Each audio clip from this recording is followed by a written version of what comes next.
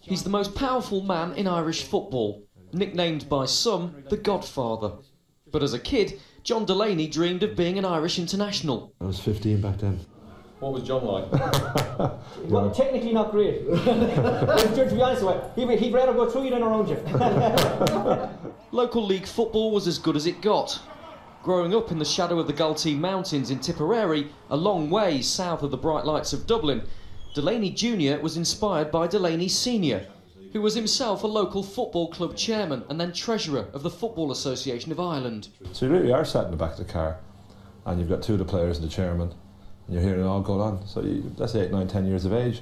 And like you said earlier, you got Shea Brennan who played for Manchester United living in the house. What you learn everything, don't you? We are very proud of John and we think an awful lot of him.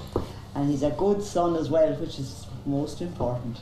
Grassroots football is his passion, and he's determined to stay grounded, stay close to the real Irish fans. He's never allowed access like this before in his 8 years as chief executive, and he rarely talks to the media. It could be painted in a very negative way, nationally.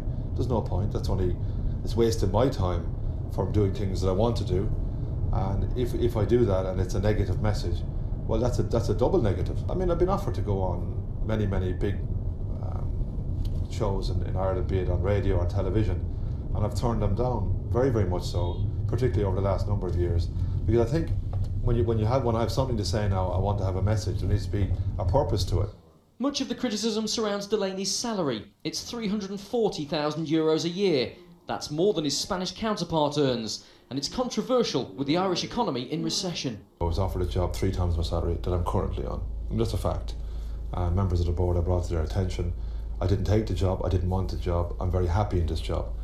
And I think the turnover of the FAI, I said earlier, in the mid-90s, 1996-97 was about €7 million. Last year was north of €40 million. Look, we're in a tough economy here in Ireland at the moment, and anybody who's on a big salary is going to get, it's going to grab media attention. The man has an almost encyclopedic knowledge of the history of Irish football. He's determined that the Football Association should cherish that history and hail its heroes of the past. Con Martin died earlier this month. There'll be tributes to him at the Austria game next week. He was really unusual. He played for both the North of Ireland and the Republic of Ireland. He played for both. That's poignant, because last week the Northern Ireland manager accused the FAI of poaching their young talent. The way I look upon it is that we've never asked someone to play for us who didn't want to play for us. So the players come and they'll declare. That can be their historic roots too. You know, players like James McLean and Darren Gibson from Derry. They want to play for the Republic of Ireland. That's what they want to do. Now, they may have played underage football for the North, and I'm respectful of that, but ultimately it comes down to the player's choice. If there was a united Ireland team, that choice wouldn't be necessary. It's something I would personally like to see. I think anything like that is inextricably linked to a solution for the whole island. I don't think that can happen aside of that. He says he's made over 1,700 visits to Irish clubs over the last 8 years. On Saturday night, it was the 50th anniversary dinner at Bridge Celtic in County Clare. May the next 50 years be as good as the previous 50 years. Thank you very much. Thank you. In 3 days of meetings, a lot was decided. Ireland will play 2 friendlies in America this summer. They will bid to be a host city for Euro 2020. And Clonus Town's new ground will be named John Delaney Park. But Delaney and the board may have to make some key decisions next week concerning Giovanni Trapattoni's future if results are poor against Sweden and Austria. Despite the long hours, Delaney always tries to make time for his 10-year-old twins. Oh, 10 to 9 every morning, ring them, they're off to school. Have to do it.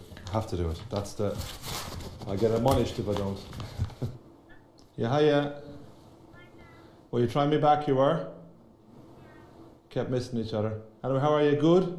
Delaney won't see much of his children for the next 10 days. He's currently in Washington meeting President Obama. Then there are 2 crucial World Cup qualifiers in 5 days.